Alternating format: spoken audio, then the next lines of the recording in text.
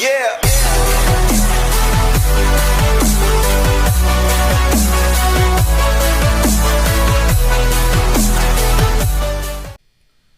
What is going on, killers? Welcome back to the channel.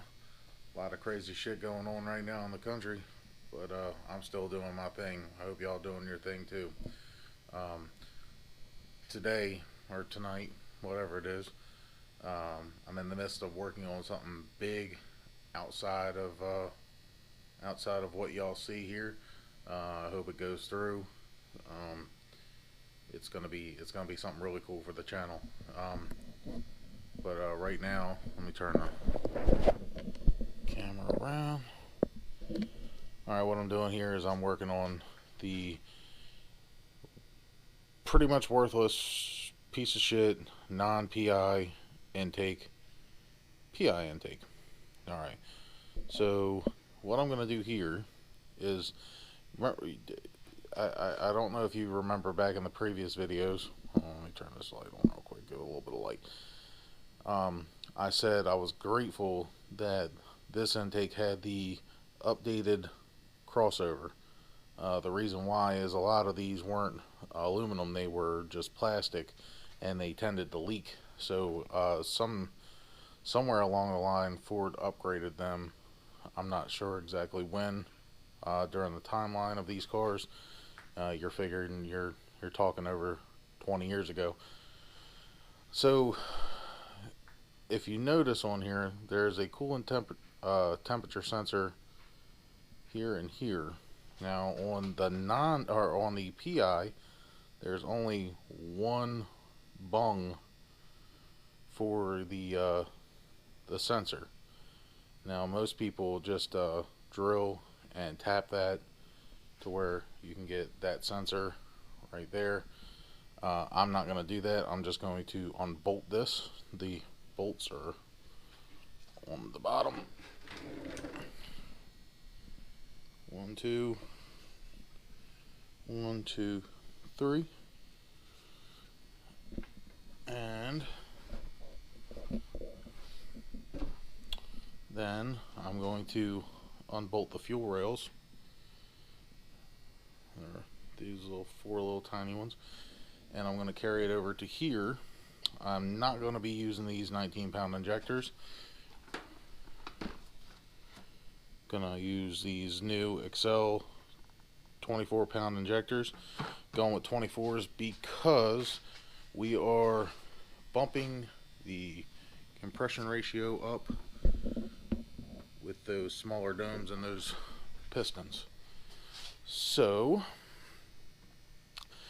I'm gonna get to that, and just a word of advice. I'm just gonna let you know this is a 98.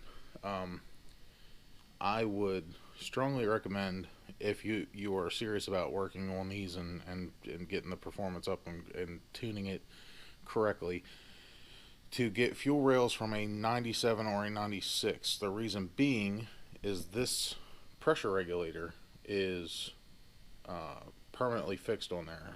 I believe it's welded or something. On the 97s and the 96s, they were not. So you can unbolt them and put an adjustable fuel pressure regulator on there. That's not the case here. I'm not really worried about it. I'm going to let it do its thing. But you know, any extra tuning that you can do to these cars, which are, you know, hard to tune to begin with, is going to be a plus. Now, when I had them flipped over, both of the intakes flipped over, I took these crossovers off. This is the one that we are not using, so set that junk up there. Actually, hold on. I want to get a side-by-side comparison. This is the non-PI, that is the PI. Look at the difference in the length of the runners. It's pretty significant. Now, with this being said, how the runners are longer, I'm going to show you a part that is essential to the swap, and that is this tube here. This tube actually replaces this tube.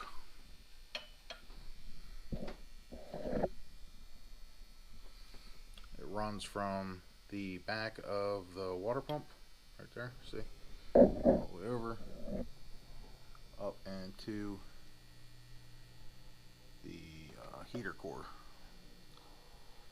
Well, this is reshaped and is a lot different. It actually runs down the side. Here, I'll show you. It's actually kind of hard to show you, believe it or not. But it actually, you kind of get the gist. It runs down the side instead of through the middle. Some people just do away with the tube altogether and run hose. Just if you're that type of person, sure, why not? But if you can just go ahead and get that, why not? You're not going to be able to get this off of a Crown Vic. This is pretty much a Mustang specific part. You're also going to have to get a new nipple that goes on the back right here. We have a new one, and whenever I decide to dig it out of the parts pile, I'll remind you of that. But for now, got the new accel 24 pounds on there. I'm about to flip it over and put the updated crossover on it, so stay tuned.